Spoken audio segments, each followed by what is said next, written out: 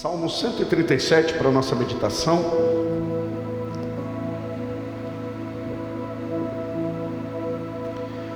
Quem achou, diga amém. Junto aos rios da Babilônia, nos assentamos e choramos quando lembramos de Sião. Sobre o salgueiro que há no meio delas, penduramos as nossas harpas. E aqueles que nos levavam cativo nos pediam uma canção, e aqueles que nos consumiam nos requeriam alegria, dizendo: cantai-nos uma das canções de Sião. Verso 4: como cantaremos, ou como poderíamos cantar as canções do Senhor em terra estranha? Isaías. Agora você vá para Isaías.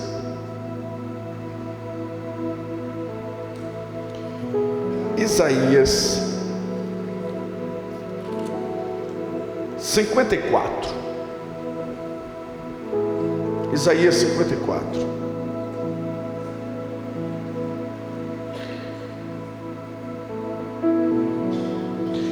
Canta alegremente, ó estéril, que não deste a luz. Irrompa em canto e clame em alta voz, tu que não destes, ou tu que não entrastes em trabalho de parto, porque mais são os filhos da desolada do que os filhos da mulher casada, diz o Senhor. O verso 2, profético para a sua vida: amplia o lugar da tua tenda, permita o estender das cortinas das tuas habitações. Não impeças, diga comigo, não impeças. Diga comigo, não impeça.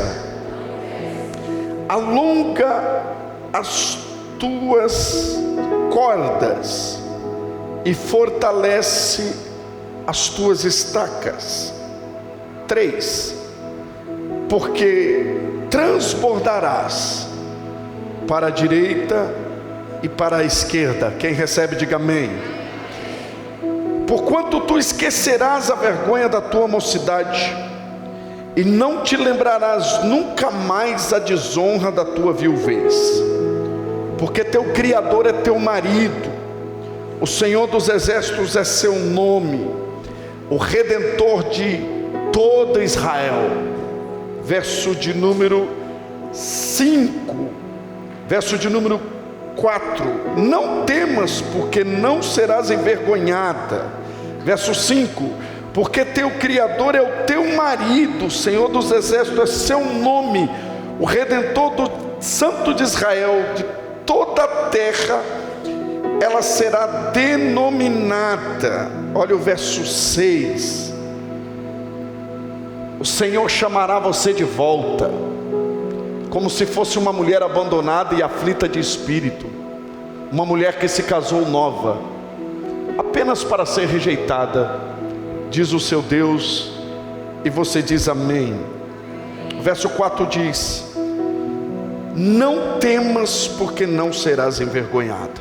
Olha aqui para mim, preste bastante atenção.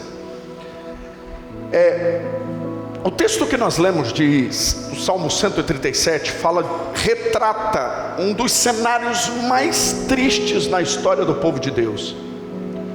Quem é estudioso da Bíblia aqui sabe que houve uma invasão da Babilônia.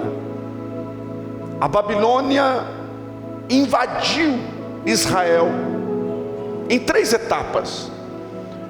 E essa invasão fez com que o povo fosse levado cativo.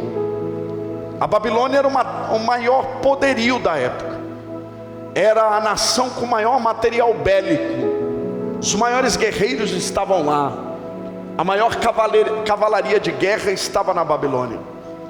A Babilônia era muito respeitada, mas muito mesmo. E eles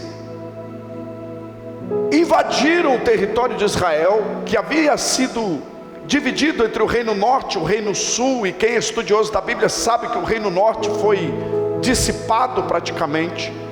O reino sul restou apenas 2 tribos, E essas duas tribos se distanciaram da parte de Deus, se distanciaram da vontade de Deus, melhor dizendo, se afastaram da vontade de Deus.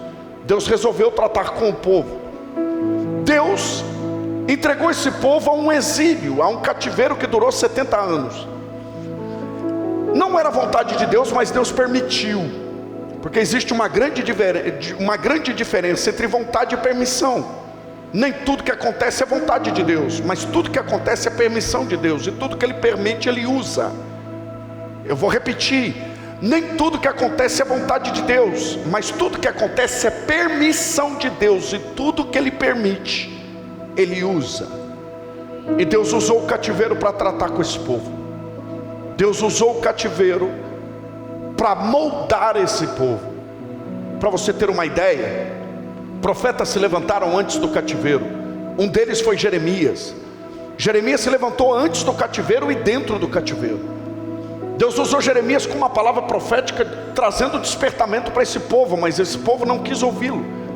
Deus despertou Jeremias e colocou uma palavra de exortação e de despertamento na boca de Jeremias, mas o povo não ouviu. Tanto que Jeremias escreveu um livro de lamentações, relatando essa crise que ele teve, em ver Deus o usando, mas o povo rejeitando a voz de Deus através da vida dele. E onde a palavra profética não é ouvida, o povo se corrompe. Onde a palavra profética não é ouvida, a crise é instalada. E foi assim que aconteceu.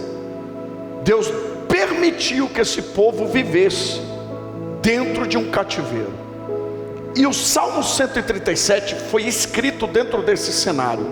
Segundo o historiador Flávio Joséfo, o Salmo 137 foi escrito em meados do 30º ano de cativeiro.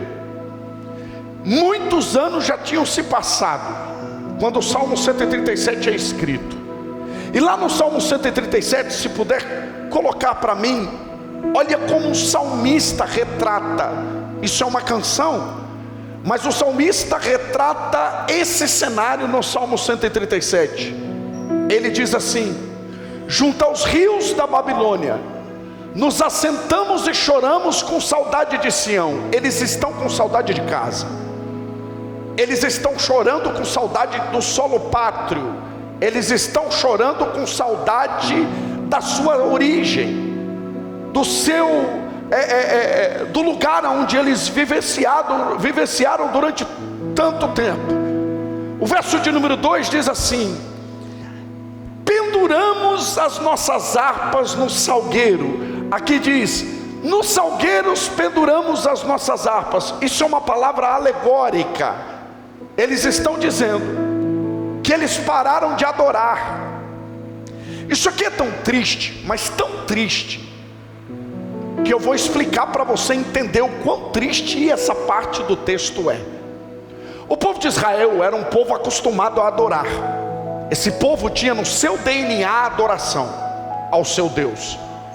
Toda caminhada, toda festividade, tudo era motivo de celebração. E toda celebração era feita com muita música, muita adoração, muito louvor, muita exaltação ao seu Deus. O povo de Israel não era conhecido pelo seu material bélico, não era conhecido pelos homens de guerra, não era conhecido por ser um povo de guerra, mas era conhecido pela adoração ao seu Deus. Isso era o DNA desse povo. Era um povo que adorava em todo o tempo. Para você ter uma ideia, quando havia as festividades em Jerusalém, muitos deles iam até o templo adorando. Tanto que tem os salmos das peregrinações, que são canções que eles faziam enquanto eles transitavam, indo para o templo adorar. Funcionava mais ou menos assim. Eu pegava minha família, passava na casa do pastor Márcio. Pastor Márcio pegava a família dele, tirava a melhor parte do dízimo, do tempero, do rebanho, das conquistas que ele teve naquele tempo. Passávamos na casa, por exemplo, do João, pegávamos a família dele e íamos em uma espécie de caravana. Era assim que eles faziam, caravanas e mais caravanas de pessoas peregrinando. Existiam lugares que eles passavam que eram lugares terríveis para passar. Por exemplo, o vale de Acor, vale de Gerar, vale de Jezreel. Existe um vale, Salmo de número 84 fala do vale de Baca, o vale das lágrimas. Baca em hebraico significa lágrimas. Era tão terrível estar lá que as plantas choravam só por estar lá. O salmista colocou o nome daquele lugar de Baca por conta da temperatura à noite que caía drasticamente, e era um lugar difícil só de passar a noite. Mas como eles faziam? Acendiam fogueiras, os levitas preparavam um altar para adoração, e o que eles faziam? Adoravam, porque a música tem o poder de tornar prazeroso aquilo que é difícil fazer. Quer um exemplo? Você vai viajar alguns quilômetros, coloca uma canção dentro do carro para você ver se não parece que aquele caminho encurta. Já percebeu? Coloca, você vai limpar a casa, você tem uma tarefa para fazer, coloca uma música, coloca uma adoração para você ver. Quando você se dá conta, você já terminou a tarefa, porque a música tem o prazer, tem o poder de tornar prazeroso no nosso consciente, tornar prazeroso aquilo que é desafiador fazer. Então eles cantavam, todo o tempo cantavam. Agora eles estão em terra de escravidão e estão dizendo assim: nós abandonamos as nossas harpas. Você consegue imaginar um povo que passou a vida adorando, ficar 70 anos sem cantar uma música? 70 anos sem cantar uma canção. Consegue imaginar? 70 anos sem fluir na sua identidade, 70 anos sem fazer o que foi chamado para fazer, 70 anos sem adorar, sem se reunir. Uma geração inteira deixou de se reunir para adorar. E olha o verso de número 3, o que está acontecendo. Coloca para mim, por favor. Olha o verso de número 3, que poderoso. O texto diz assim: e os nossos captores, ou seja, os babilônios, os nossos opressores, pediam canções alegres, dizendo: canta para nós uma das canções de Sião. O pedido aqui não é de alguém que quer ouvir uma música, o pedido aqui em tom de deboche. Os babilônios estão se aproximando, pastor Márcio, e dizendo assim: cadê a alegria de vocês? Cadê a música? Cadê a adoração? Cadê os louvores? Cadê? Cante uma canção para nós. Cante. O tom era de deboche, era de ironia. Olha o verso seguinte, o verso de número 4, a resposta: como cantaremos a canção do Senhor, se estamos em terra estranha? Sabe o que eles estão dizendo? Escravo não adora. Uma das características de um adorador é a liberdade que ele tem para adorar. Um dos atributos de um adorador é a liberdade que ele tem para adorar. Porque a adoração não é uma música que a gente canta, é um estilo de vida que a gente leva. Adorar não é entrar aqui para cantar uma música. Adorar não tem a ver com uma canção. Adorar tem a ver com uma vida diante de Deus. Eu prego para gente aqui essa noite que já foram escravos, já viveram na Babilônia, mas hoje adoram porque são livres, porque Deus te chamou para liberdade. Se Deus te chamou para liberdade, não tem como você entrar aqui e ficar de boca fechada. Tem adorador aqui? Se Deus te chamou para liberdade, não tem como entrar aqui e ficar em silêncio. Se Deus nos chamou para adorar, nós adoramos em todo tempo. Eu tenho dificuldade com gente que entra aqui e faz a primeira oração do dia aqui, e se é adorador aqui dentro. Não, um adorador, ele não começa a adorar aqui, ele começa a adorar quando ele acorda pela manhã. porque ele entende que as misericórdias do Senhor se renovam a cada manhã, que grande é a fidelidade do Senhor. Adorador, quando ele acorda pela manhã, porque o choro pode durar uma noite, mas a alegria vem pela manhã. Um adorador, ele começa a adorar quando ele acorda pela manhã, e ele já acorda adorando ao Senhor e agradecendo ao Senhor pelo dia. Adorador, ele adora o Senhor nas ruas, nas praças, nas vielas. Aqui dentro ele faz o que ele já costuma fazer lá fora. Aqui dentro é um reflexo daquilo que ele já faz lá fora. Eu quero te dar um minuto para adorar. Adora. Não. Você não veio aqui ver pastor Júlio César, você veio aqui para adorar, então adora.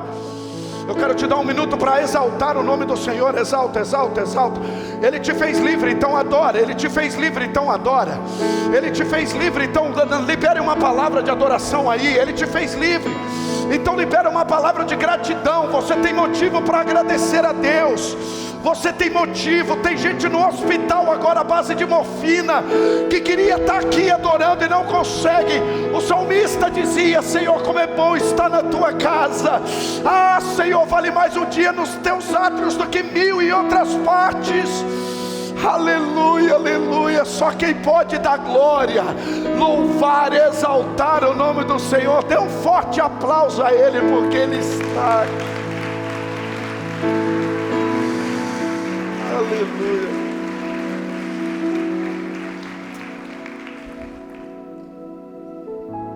Setenta anos sem cantar uma canção. Um dia acontece uma festa dentro da Babilônia. Uma festa regrada a muito vinho, a muita promiscuidade. Pensa naquela festa horripilante. O rei Belsazar dá uma festa de muitos dias, mas muitos e muitos dias, regado a muita bebedeira. O pecado estava manifesto lá. E esse rei insano toma uma decisão. A Bíblia diz que ele manda trazer os utensílios do templo, que quando a Babilônia invadiu Israel, o templo do Senhor foi saqueado. Os utensílios do templo foram tragos até a Babilônia. E esse rei insano agora resolve tomar vinho nos utensílios do templo. E ele manda trazer os utensílios. E o que acontece? Ele agora está se embebedando com os utensílios sagrados do templo. Ele mistura o santo com o profano. O dedo de Deus começa a escrever na parede: Mene, mene, tekel, ufarsim. Pesado foste na balança, e encontrado e achado fostes em falta. Deus estava pesando na balança o reinado daquele rei maluco e insano. Daniel interpretou aquela revelação do dedo de Deus. Enquanto Daniel interpretava, do lado de fora da Babilônia, um rei chamado Ciro, um jovem estrategista de guerra, monta o seu exército, prepara o seu exército para invadir a Babilônia. E ele, como um estrategista de guerra, um jovem guerreiro nato, conhecedor das estratégias de guerra, da arte da guerra, o que ele faz? Ele divide, ele muda o curso do rio Eufrates, que era o rio que banhava a Babilônia. Esse rio passava por debaixo dos muros da fortaleza, muros intransponíveis que protegiam a Babilônia. Ele muda o curso do rio, e naquela lacuna que é aberta, o exército de Ciro invade a Babilônia. E Ciro toma a Babilônia desse rei maluco e pagão.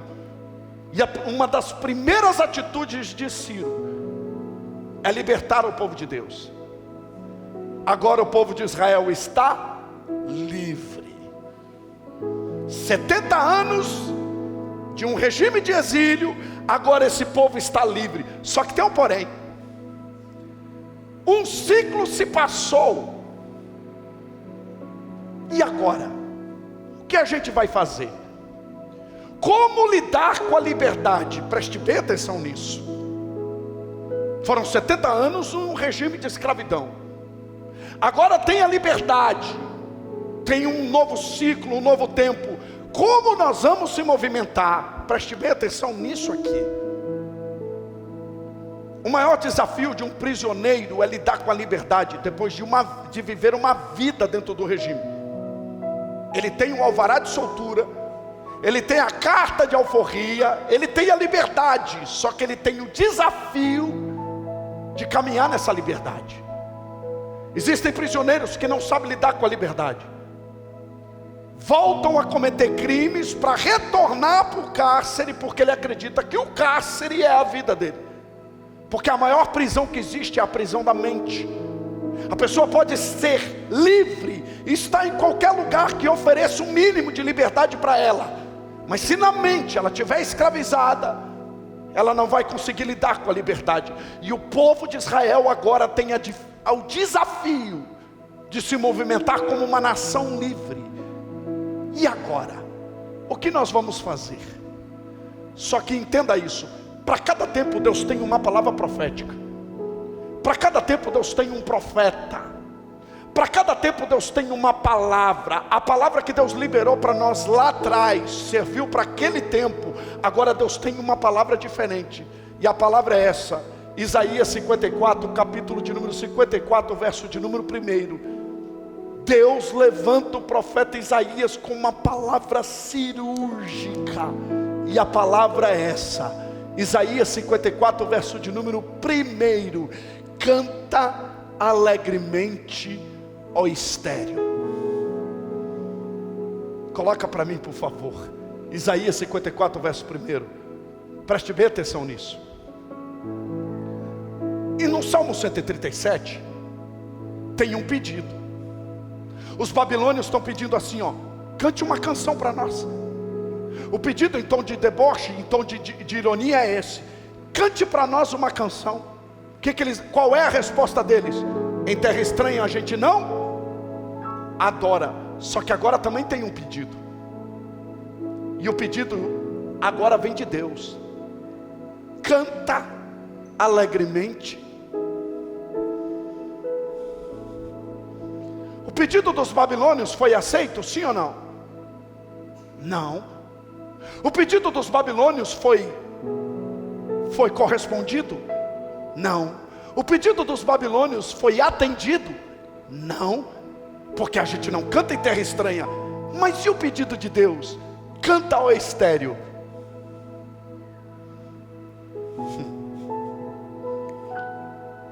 Eles cantaram. E o texto, para você que está anotando, está lá no Salmo de número 126. Quando o Senhor nos trouxe do cativeiro, os que voltaram de Sião estávamos com os que sonham. Então a nossa boca se encheu de riso e a nossa língua de júbilo. E em todas as nações se diziam: grandes coisas fez o Senhor por nós e por isso estamos alegres. Aleluia. Traz-nos de volta, Senhor, traz-nos de volta como as torrentes do Neguebe, aquele que leva a preciosa semente andando e chorando, voltará sem dúvida trazendo consigo os seus molhos. Por que eles cantaram? Eles atenderam o pedido de Deus, mas não atenderam o pedido dos babilônios. Porque pedido de quem te aprisiona não pode ser aceito. Pedido de quem te escraviza não pode ser aceito. Pedido de quem te aprisiona não pode ser correspondido. Olha aqui para mim: tudo que o diabo te dá te aprisiona. Quer saber como algo é de Deus e como algo não é de Deus? Tudo que vem de Deus te torna livre. Tudo que vem de Deus te faz livre. Outro dia uma jovem chegou em mim e disse assim: pastor Júlio, como que eu sei que meu namoro é de Deus? Falei: simples, filha, não precisa nem você subir monte e descer monte. Não precisa nem você orar muito. E olha que tem que orar. Você só precisa discernir. Porque tudo que Deus te dá te traz para mais perto dele. Deus não te dá nada que te afasta dele. Pastor Júlio, como que eu sei que é de Deus? Falei, filha, se te fez orar mais, se te fez consagrar mais, se te fez jejuar mais, se te fez buscar mais a Deus, se aumentou a sua sede e a fome da presença de Deus, investe que esse negócio é de Deus. Porque Deus não te dá nada que te tira da presença. Se você recebeu uma proposta e essa proposta te afasta de Deus, não aceite que não é dele.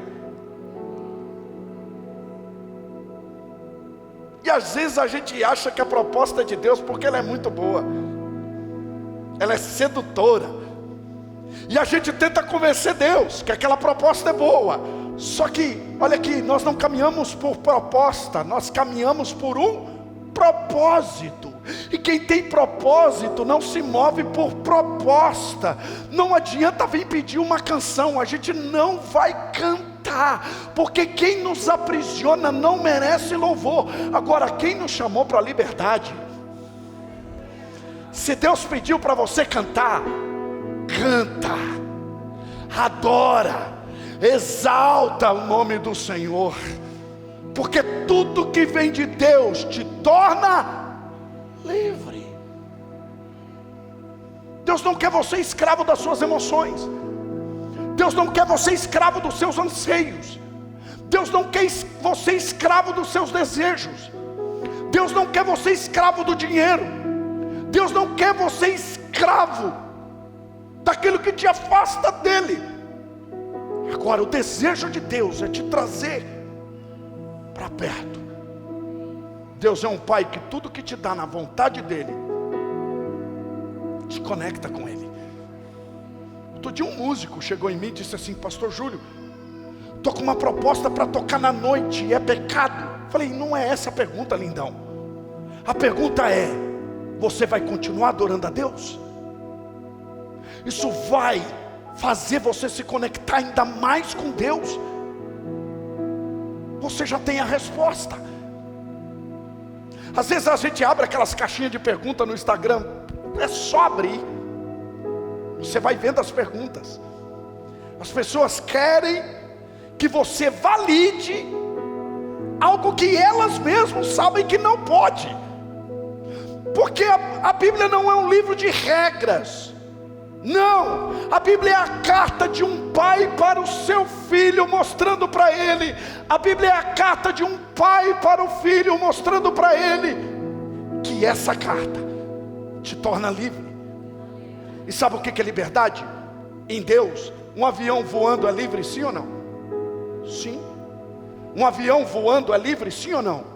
Mas ele tem uma carta de voo, que se ele não obedecer aquela carta, ele cai. Nós voamos na presença de Deus e somos livres, sim, mas nós temos uma carta de voo, porque voar sem carta de voo é libertinagem. Agora, voar obedecendo a carta de voo, nós entendemos que essa carta de voo nos torna livre. Deus está dizendo para alguém aqui que o tempo de liberdade na sua vida chegou. Você crê nisso? O tempo de Deus vai tirar de nós as amarras que nos prendem, para nos impulsionar para pro propósito maravilhoso que Ele tem preparado para as nossas vidas. Deus vai nos libertar de amarras que nos prendem. Pastor Júlio, você tem amarras que te prendem? Se você soubesse, se você conhecesse a minha vida. Miserável homem que sou. Paulo, quando pregava, dizia assim: dos pecadores eu sou o principal. O que eu prego, o que eu oro, o que eu peço para Deus é: Senhor, me liberte das amarras das decepções, das amarras das frustrações, das amarras do orgulho, das amarras do ego, para que eu possa cantar para Ti. Canta, canta. E Deus diz assim: canta, ó estéril. Por que Deus está falando com essa nação como se ela fosse estéril? Por que Deus está tratando essa nação como estéril? Por quê? Porque foram 70 anos sem gerar nada. 70 anos sem gerar nada. Aí vem Deus e diz assim: canta, estéril, porque vocês passaram 70 anos sem gerar nada. Aí vem Deus e diz assim: canta. Olha aqui para mim. Você pediu para uma grávida cantar? Qualquer um pede. Você pediu para uma mulher que está grávida? Uma mulher grávida, se não tiver uma música, ela inventa uma. Ela compõe. A alegria de estar gerando um filho. Você pedir para um empresário que está abrindo uma empresa, inauguração da empresa, você falar para ele: canta. Você falar para alguém que está prosperando: canta. Irmão, a gente canta fácil. Você pedir para alguém que está vivendo um momento maravilhoso na sua vida, é fácil. Eu quero ver pedir para alguém que se sente estéril. Aprenda isso. Toda palavra que vem da parte de Deus, primeiro, não vai fazer sentido com o momento que você está vivendo. Vou repetir isso aqui. Sempre que Deus te der uma direção, você vai olhar para o seu momento e vai dizer: faz sentido nenhum.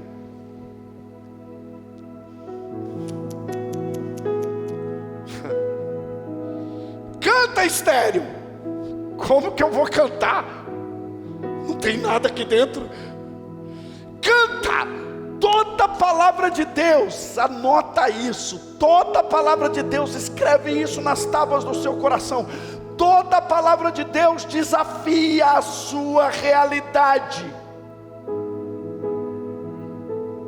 Você olha para a sua realidade e diz: impossível. Quando Deus fala, você olha para você e diz assim: não tenho capacidade. Deus fala para você e você diz: Estados Unidos? Nem visto americano eu tenho. Europa? Impossível. Todas as vezes que Deus te der uma direção, seu momento vai ser desafiado, porque a direção de Deus é um chamado para um nível de fé que você ainda não tem. E para caminhar na direção de Deus, você vai precisar de fé. Aí eu pergunto para você: como é que está a sua fé? Segundo, toda palavra que vem da parte de Deus, primeiro, ela desafia a nossa realidade. Depois, ela trata com a nossa realidade, a ponto da gente olhar e dizer: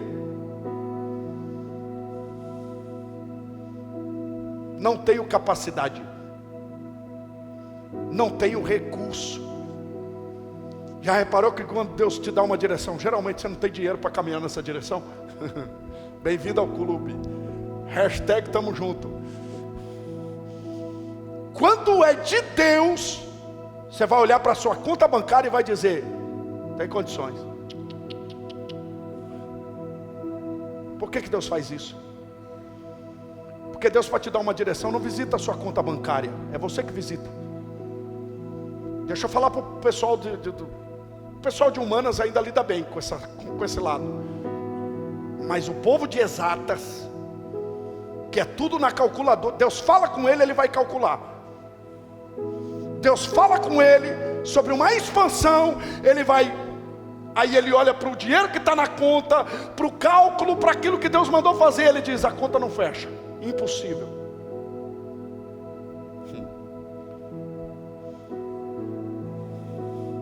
E aí? O que eu faço, pastor Júlio? Olha aqui para mim. Quando Deus te dá uma direção, o recurso está dentro da direção que Ele te deu. Jesus não poderia.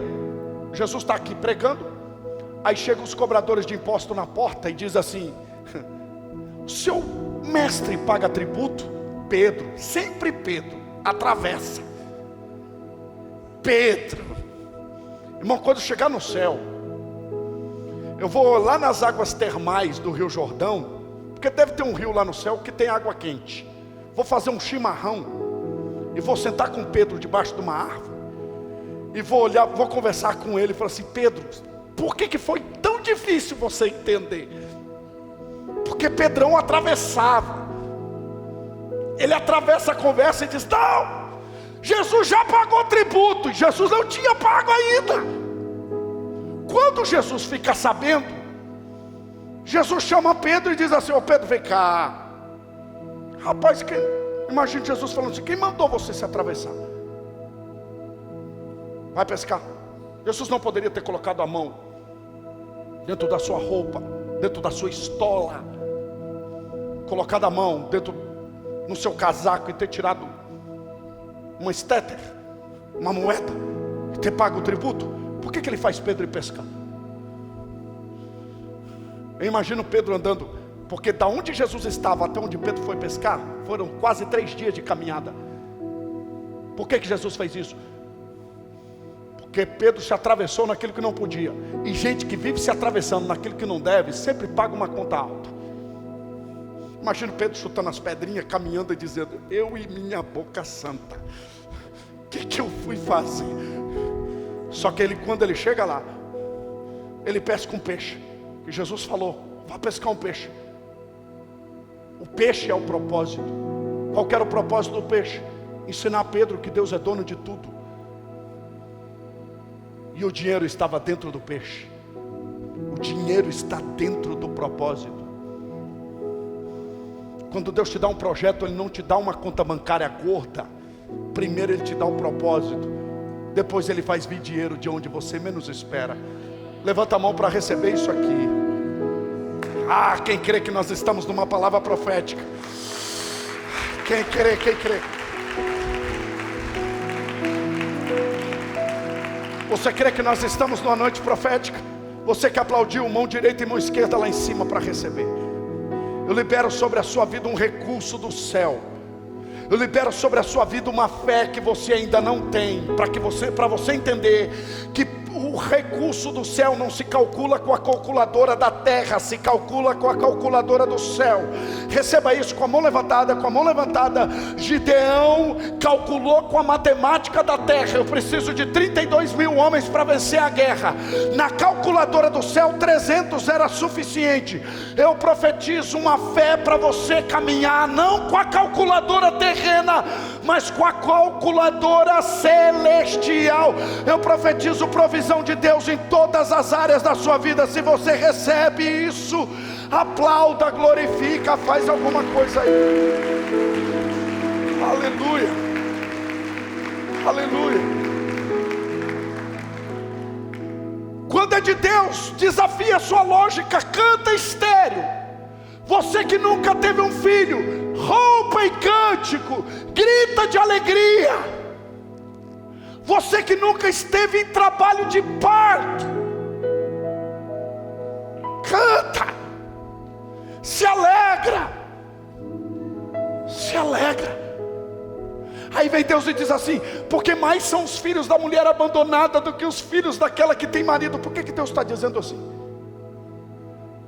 Porque esse era o sentimento dessa nação, como se ela tivesse sido abandonada. E Deus está dizendo: os filhos de vocês vão ser mais honrados. Porque olha aqui para mim, antes de você ser aceito, Deus vai permitir que você seja rejeitado. Escute isso aqui. Todo homem que carrega um chamado grandioso de Deus, toda mulher que carrega um projeto grandioso de Deus, antes dela ser aceita, ela vai conviver com a rejeição. É os filhos da mulher abandonada que são honrados. Deus honra aquilo que a gente gera no meio da rejeição. Ah, isso aqui. Quer um exemplo? A gente acha que porque Deus nos deu, a gente vai ser aceito. Pobre José contando sonhos para os irmãos. A gente acha que porque Deus nos deu. Quer um exemplo? Cadê as irmãs da área da beleza aqui? Aí Deus vem falar com você assim: filha, você vai abrir um salão de beleza. Aí você vai lá e monta aquele salão de beleza, coisa mais linda. Não, pensa, espetacular. No dia da inauguração, você pega aquela arte que a sua web designer fez, Depois de ter feito tráfego pago, social media, você pega a arte e joga no grupo da família. Porque você acha que a sua família... Olha aqui para mim. O primeiro nível de rejeição é o nível que você enfrenta dentro da sua casa. Tem gente que você ama dentro da sua casa, que vai ter dificuldade de honrar aquilo que você carrega. Sabe por quê? Porque intimidade rouba a honra. É mais fácil você honrar um estranho do que um íntimo. Infelizmente, quando deveria ser o contrário, nós deveríamos honrar mais quem está próximo do que os distantes. Mas a gente tem dificuldade. Aí passa aquela sua cunhada abençoada, cheia do poder de Deus, passa com o cabelo lisinho na frente do seu salão. Aí você olha e fala assim: por quê? Aí você entra em crise, em ver os de perto te rejeitando, em ver os de perto rejeitando aquilo que Deus te deu. Olha aqui, Deus permite isso para trabalhar em você. Porque se tem uma escola que fortalece as nossas raízes, é a escola da rejeição. Jesus conviveu com isso. Jesus olhou para Nazaré. Jesus teve dificuldade de lidar com Nazaré. Sabe quantos milagres Jesus fez em Nazaré? Nenhum. Nazaré teve, por quê? Porque em Nazaré ele era conhecido como o filho do carpinteiro. Em Nazaré ele era o que trabalhava na carpintaria, auxiliando o pai. Só que olha aqui para mim, Nazaré rejeitou Jesus, mas a Galileia abraçou Jesus. Nazaré rejeitou Jesus, mas a casa de Lázaro recebia Jesus. Betânia recebia Jesus. Nazaré rejeitou Jesus, mas a Judeia recebeu Jesus. Olha aqui para mim, se os de perto rejeitar, Deus faz os de longe te acolher. Não, me ajuda. O que você está dizendo, pastor Júlio? Tem gente de perto que vai ter dificuldade de entrar na sua empresa, mas tem gente que vai vir de outra cidade. O que eu tenho que fazer? Não perca tempo e não gaste a sua energia com quem virou as costas. Celebre aqueles que Deus está trazendo. Mais importante do que o Judas que saiu para vender Jesus, foram os 11 que ficaram na mesa com ele.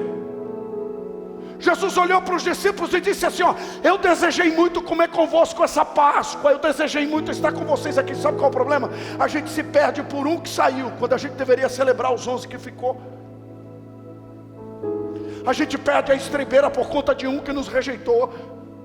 A gente perde, nós ficamos desconcertados por conta de alguém que a gente ama. Deixa eu falar para você,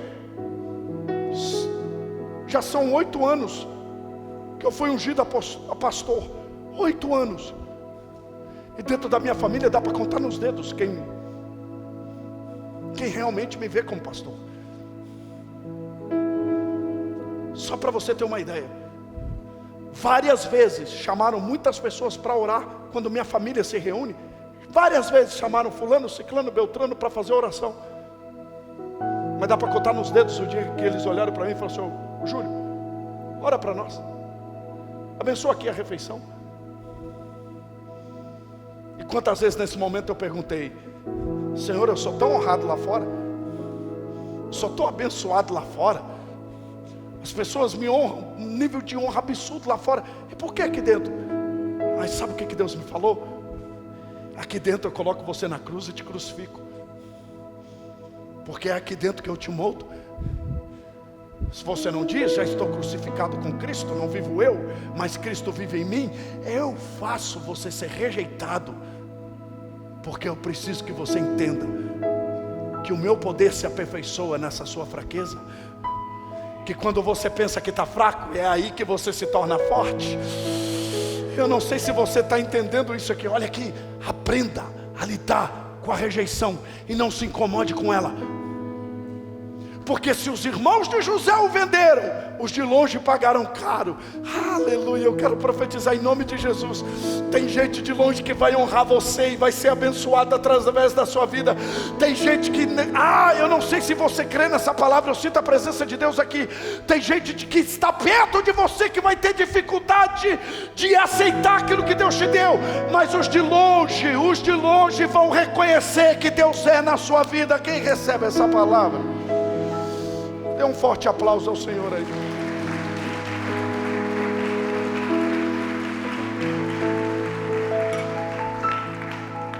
Verso de número 3. Faltou 10 para as 9, irmãos. Meu Deus. Quem vai comigo até meia-noite, diga amém. Não força. Vocês têm que trabalhar amanhã cedo. Verso de número 3. Verso de número 2. Número 2, diz assim: alargue o lugar da sua tenda, estendam-se as cortinas da sua habitação. Irmãos, olha aqui para mim. Você dizer para uma estéril, João, você chegar numa mulher que está grávida e dizer assim, arquiteto, vamos planejar e projetar o quarto do bebê. Vamos projetar a casa, vamos ampliar a casa. Não é óbvio?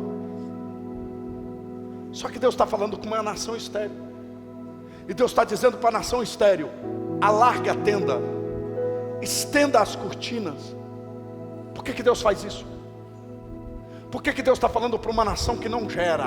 É igual você chegar numa mulher que é casada só ela, que só existe ela e o marido, e você falar para ela: compra uma casa bem grande. Talvez ela vai te responder: para quê? Se é só eu e ele. Deus está dizendo: alargue, porque essa nação, ela está estéril, mas ela não é estéril. Estar é condição. Estar é condição. Ser fala de quem nós somos de fato, fala de identidade. Essa nação está, mas ela não é, porque sobre ela tem uma palavra que veio desde os patriarcas, desde Abraão, passando por Isaac e por Jacó. Um dia Jacó colocou uma pedra como travesseiro, uma escadaria desceu do céu, anjos subiam e desciam, e o próprio Deus disse para Jacó: a terra que você está será sua e dos seus filhos. Deus estava dizendo para essa nação que ela seria uma nação frutífera, que ela geraria muitos filhos, só que ela está estéril. Mas Deus está dizendo: vocês estão estéreis, mas a palavra continua de pé. Vocês estão estéreis, mas a promessa continua de pé. Vocês estão passando por um momento de esterilidade, mas as promessas, elas ainda vivem. Então amplia. Você está esperando Deus fazer para você fazer? Sabe o que é fé?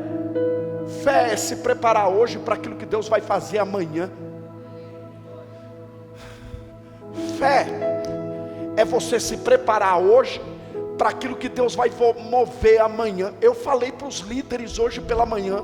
Sabe o que é fé? É aquele irmão que não tem um carro, mas a garagem dele está pronta. É aquela irmã que não tem o carro, mas ela já tirou a carteira. Porque se Deus prometeu, a fé faz eu estar pronto para receber. Se Deus prometeu, corre atrás, meu irmão. Deus falou para mim sobre os Estados Unidos, falou para mim, falou para os meus filhos. E Deus vem falando. O que eu fui fazer? Fui tirar o passaporte. Falei: não, vou fazer o passaporte. Há 3 anos atrás fiz o passaporte, estou pregando numa igreja. Termino de pregar, um irmão me procura no final do culto e diz assim: pastor, o senhor tem visto americano? Falei: não, mas o senhor já tem passaporte? Tenho. Então eu vou dar o visto para o senhor e para os seus filhos. O senhor não vai gastar com passagem, o senhor não vai gastar nada, eu vou dar. Falei, eita glória. Por quê? Porque nós precisamos trazer à existência aquilo que Deus falou. Se Deus falou, provoque aquilo que Ele falou, materializando. Fé é você fazer a sua parte. Fé é você usar aquilo que você tem para atrair aquilo que você não tem. Isso aqui. Lembra do cego de Jericó? Ele era cego, mas ele tinha uma voz, um ouvido para ouvir. Jesus vai passar. Segundo, ele tinha pernas para ir até Jesus. Terceiro, ele tinha voz para gritar: Jesus, filho de Davi, tem misericórdia de mim. Ele usou o que ele tinha para atrair a visão que ele precisava. Sabe o que Deus está dizendo? Fé é você valorizar aquilo que eu já te dei, e através disso materializar um milagre que ainda vai vir. Deus está falando com alguém aqui essa noite. Se é para Ele, diga comigo: a fé. Me ajuda, eu sei que você não juntou. Diga comigo: a fé. Diga comigo: a fé me tira da passividade e me leva a se mover pelas obras. Eu falei numa mesa que eu estava com o pastor Márcio, com o João, com a Isabela, com a Joyce. Eu falei isso. Uma das características, um dos sinais da volta de Cristo chama-se falta de fé. Quando vier o Filho do Homem, achará fé na terra. Os pregadores da última hora vão pregar para uma igreja que não crê mais em nada. Eu já participei de conferências de milagre. Eu lembro de uma conferência que eu participei no Gramadão da Vila A. Ninguém me contou. Eu vi cadeira de roda sendo levantada. Ninguém me contou. Eu vi um homem que tinha uma perna mais curta que a outra. O pastor pegou as pernas dele e orou. Aquele homem andou perfeitamente, porque a perna dele cresceu instantaneamente. E por que a gente não vê mais? Aí eu te pergunto: Deus mudou? Por que a gente não vê mais milagre, cura? Tem lugar no Brasil que, se tiver um cadeirante e o pastor resolver orar por ele, e o pastor, ativado por Deus, impulsionado por Deus, orar por ele, tem gente que tem a audácia de ligar o celular e filmar, para ver o pastor, segundo ele, passar vergonha, para depois lançar na internet e debochar da fé do pastor e da igreja. Esses são os dias que nós estamos vivendo, quando a igreja deveria se reunir e clamar pelo milagre. Nós precisamos sair da esfera, dessa esfera da falta de fé, e entrar na atmosfera do sobrenatural. Eu creio que Deus ainda cura. 2021, em meio à pandemia, minha sogra foi diagnosticada com câncer. E minha sogra, ela é aquela irmãzinha, de tanto orar tem uma mancha preta no joelho, de tanto que ora. Eu caminho, aonde eu vou pregar, eu caminho debaixo da oração dela. Pensa numa mulher de oração. Quando ela foi diagnosticada com câncer, e ela precisava fazer quimioterapia, radioterapia, várias sessões, eu bloqueei a minha agenda no meio de semana para atender ela. Falei para minha esposa: fica tranquila, eu vou junto com você, nós vamos levar ela. Eu ministrava final de semana e voltava para casa dia de semana para levar ela, para fazer as sessões. Eu nunca vi aquela velhinha entrar dentro do carro e dizer assim: eu vou morrer. Nunca vi. Pelo contrário, ela entrava no carro fazendo contagem regressiva. Contagem regressiva. E eu falava para ela: como é que a senhora está, irmã Carlita? Firme. Por quê? Aí ela dizia: porque Deus falou que eu ainda vou viver muito. Porque a última palavra sobre a minha vida quem dá é Deus. Hoje ela está lá em Foz do Iguaçu.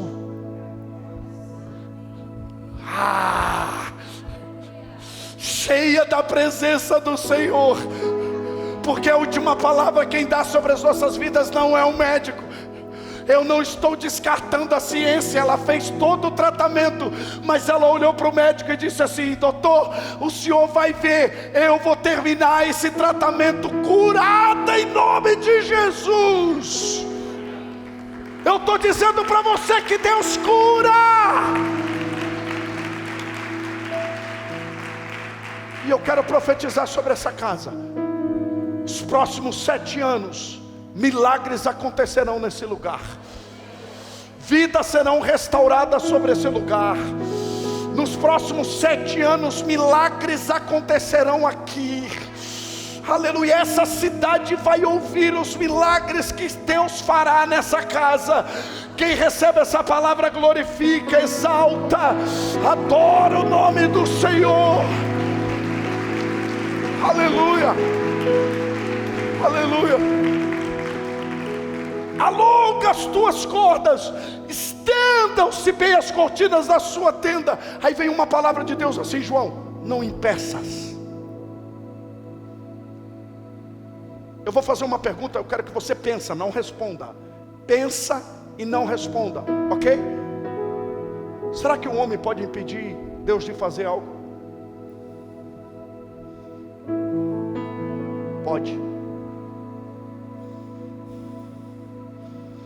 Tem coisas que Deus já era para ter feito na minha vida, que não fez ainda, porque eu não me posicionei da maneira correta. Porque se não pudesse impedir, não estava no texto. Deus está dizendo: alonga, estendam-se as cortinas. Deus está falando sobre expansão, Deus está falando sobre crescimento, mas Deus também está falando: não impeças. Sabe o que Deus está dizendo aqui? Não atrapalhe. Se você, talvez você não colabore com o crescimento, mas se você não atrapalhar, já fez uma grande coisa. Quando eu li esse texto, eu comecei a orar dessa forma: Senhor, se o Senhor tem alguma coisa para fazer na minha casa, não deixa eu atrapalhar. Se o Senhor tem alguma coisa para fazer na vida dos meus filhos, não permita que eu atrapalhe. Senhor, se o Senhor tem alguma coisa para fazer na tua igreja, na tua casa, Senhor, não permita que eu seja pedra de tropeço. E gente que não está curada atrapalha o crescimento que Deus tem para fazer. Quer um exemplo? Deus dá um sonho para o filho ou para a filha, aí ela acorda, chega na mãe e diz assim: mãe, sonhei com meu passaporte carimbado para tantas nações. Eu viajava, mãe, pensa, era muito carimbo. Só porque a mãe nunca entrou no aeroporto, só porque a mãe nunca saiu de Governador Valadares, ou nunca saiu de Minas Gerais. A mãe olha para a filha e diz assim: você vai para onde, maluca? Tu tá doida? Mãe doente, passando as suas frustrações para a filha. Aí vem o filho e diz assim: pai, sonhei com meu jaleco CRM, coisa mais linda. Pai, pensa, eu vi o meu consultório, eu vi o meu escritório, eu vi, pai, o meu número na OAB. Aí o pai olha para ele e diz: deixa de ser idiota, você é uma anta, você é um burro, você é... O que esse pai está fazendo? Atrapalhando o que Deus tem para fazer na vida do filho. Aí eu te pergunto, se aquele sonho foi Deus que deu? Aí eu te pergunto, se aquele passaporte foi Deus que mostrou para ela? Ah, você não tem dinheiro para fazer medicina, e você não é filha do dono do ouro e da prata. Ah, não tem dinheiro para fazer, e você não crê que Deus é poderoso para fazer? Filha, o que uma mãe curada tem que fazer, filha? Se foi Deus que te deu isso, e você crê nisso, uma mãe está com você nisso. Sabe por que Jacó foi o único que não questionou o sonho de José? Porque Jacó sonhou. E gente que sonha não questiona o sonho de quem sonha. Sabe por que José ouviu o sonho do copeiro e do padeiro, e o sonho do copeiro e do padeiro não foi uma ameaça para ele? Porque José sonhou. Sabe por que Jacó olhou para José e entendeu o sonho de José? Porque um dia Jacó colocou um travesseiro como pedra, eu já disse aqui, e ele sonhou. Aí agora ele está olhando dentro de casa e está vendo José sonhar. Por quê? Porque pai sonhou no deserto para os filhos sonharem dentro de casa. Isso aqui. Isso aqui. Deus vai permitir que você sonhe em lugares inóspitos, para que os seus filhos sonhem em lugares. Aleluia. Sabe o que Deus está dizendo? Deus quer curar você, porque quando Deus quer levantar uma geração, Deus cura um homem. Quando Deus quer despertar uma geração, Deus cura uma mulher. Deus quer curar você para que os seus filhos sejam curados. E eu não estou falando só de pai biológico, eu estou falando de pais espirituais também. Para que você entenda que Deus quer fazer crescimento, Deus quer gerar crescimento em você, mas também através de você. E eu quero profetizar os nossos filhos e não mais longe do que nós. Eu estou falando isso aqui desde ontem. O que Deus está gerando nessa casa é algo geracional. Os nossos filhos voarão mais alto do que nós. Nossos pais andaram, nós estamos correndo, mas os nossos filhos vão voar na presença do Senhor. Aleluia. Aleluia. Não impeças o crescimento que Deus quer gerar na vida de alguém. Não impeças o crescimento que Deus quer gerar. Não impeças. Aí vem Deus e diz assim, estica as suas cordas, amplia, estenda as cortinas, amplia. Deus está dizendo, ei nação escrava, vocês não são mais escravos.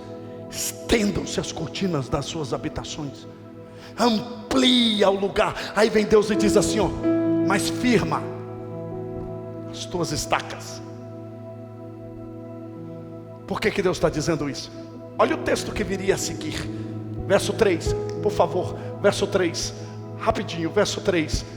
Deus fala, firma as suas estacas. Aí no verso 3 ele diz assim, porque transbordarás para a direita e para a esquerda. Se as estacas não tiverem firmado e Deus transbordar, a gente não vai conseguir parar em pé.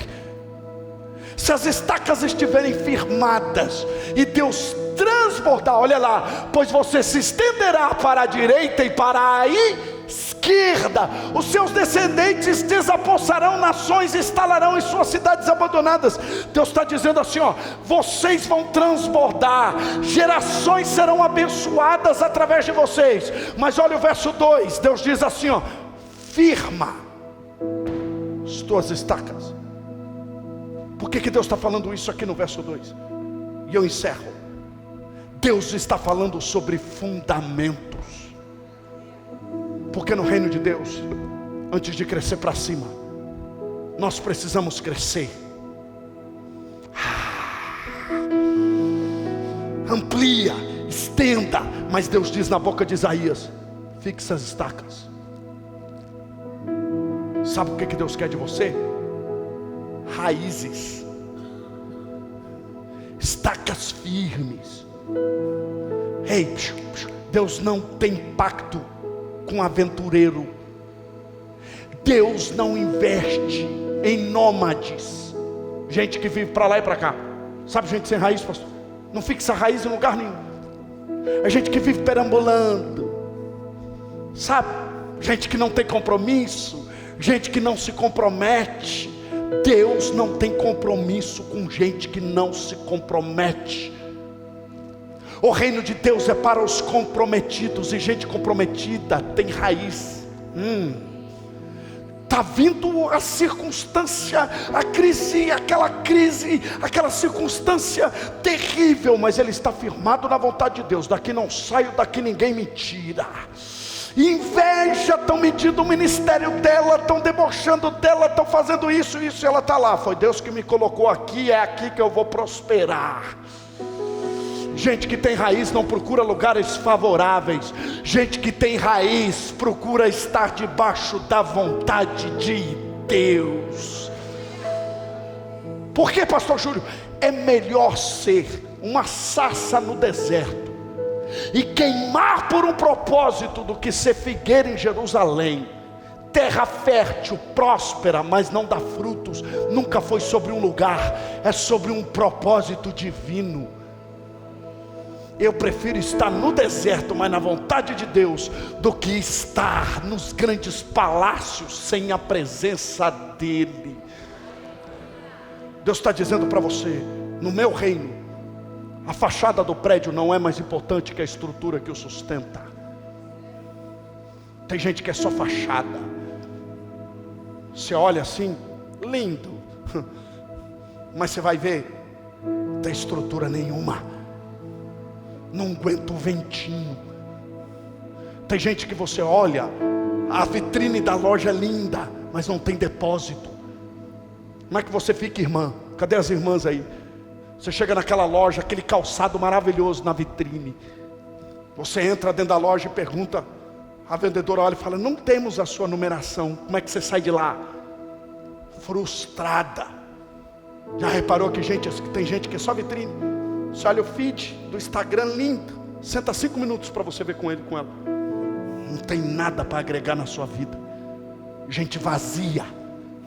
E o que tem de gente por aí seguindo gente vazia, investindo em gente vazia, sentado em mesas com gente vazia, ouvindo gente que não tem raiz, gente que não se compromete. Ah, pastor, mas ele é talentoso. Mais do que talento vale caráter. Quer uma chave para a sua empresa? Não contrate talento, invista no caráter, porque talento se aprimora. Talento é muito fácil fazer alguém exercer algum talento. Eu quero ver caráter, eu quero ver raiz, eu quero ver comprometimento. Fixa as tuas estacas. Deus está dizendo para você: ou você se compromete, ou não tem bênção para você. Ou você se compromete. E pastor Júlio, como que você consegue compreender alguém que tem raízes? Pelo nível de renúncia que ela vive. Porque toda pessoa comprometida, ela vive de um nível de renúncia absurdo. Porque no reino de Deus nós não somos conhecidos pelas conquistas. No reino de Deus nós somos conhecidos pelas renúncias. Mais importante do que o que você tem é o que você deixou para trás para ter o que tem. Deus só está esperando de alguém aqui um nível de comprometimento, uma entrega maior, para que Ele possa liberar algo grandioso da parte dEle sobre a sua vida. Você crê nisso? Fique em pé.